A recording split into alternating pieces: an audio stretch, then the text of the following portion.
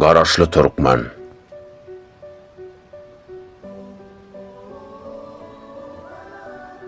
Biz garaşsız, yurt avadan asuda asman. Hinizem garaş yaz asman yerde yok vatan. Şagalaş ham olan vatan bizden garaşsız. Yurda yası habarsız, hiniz uykuda yatan.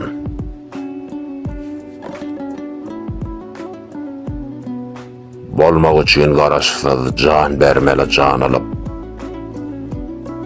yıkıldığın yerinden özün bilmeli kalıp, yıkılan kalmadı galcağı yıktılar urup,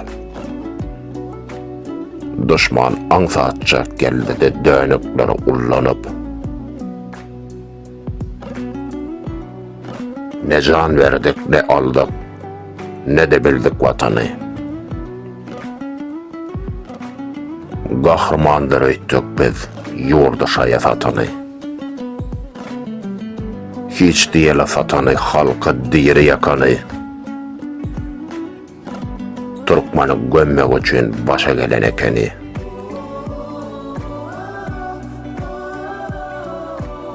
Garaşlık biz nece yıl devlet boluruz deyip,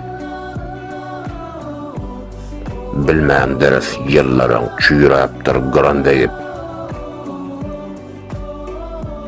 düşman guğradan eken dikmesini sayradıp, sağda halkam onanlı onu arşa götürüp,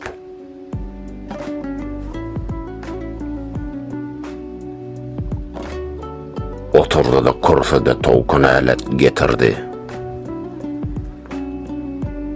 Garaşsız bolan Türkmen hak hukukun yitirdi. Sonra bir taraf bolduk, olan boş bir çukurdu.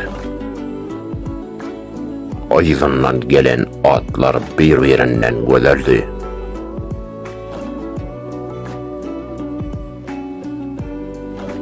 Altın asır, kalkınış arkada doğru geldi. Türkmenliğime boysanıp gülen yüzlerim soldu. Öňem yükken arkamda dağım ağırrak geldi. Arka yüklenen Allah bastı yere sokuverdi.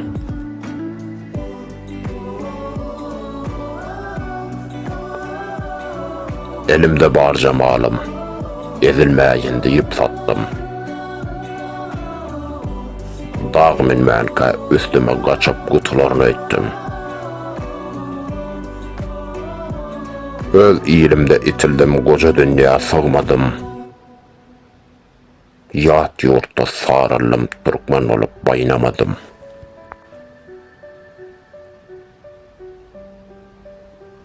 Täze doğru girdik son, arka dağın serdarı. Olam aldı ornunu dağın üstünde qarı. Türkmen yine gömüldü, qar doldu ağzı burnu. Qalmadı hiç rahatı, bitti öyünde ornu.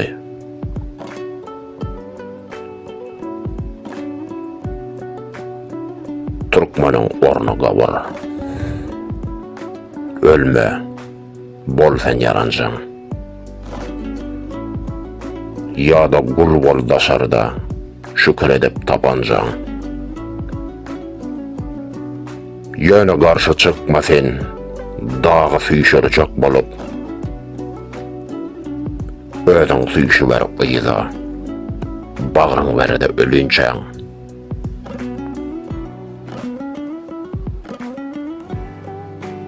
Öne şeýdep garaşsız, bir tarap Türkmen bolduk. Kalkınış zamanında yıkılman ayakta öldük.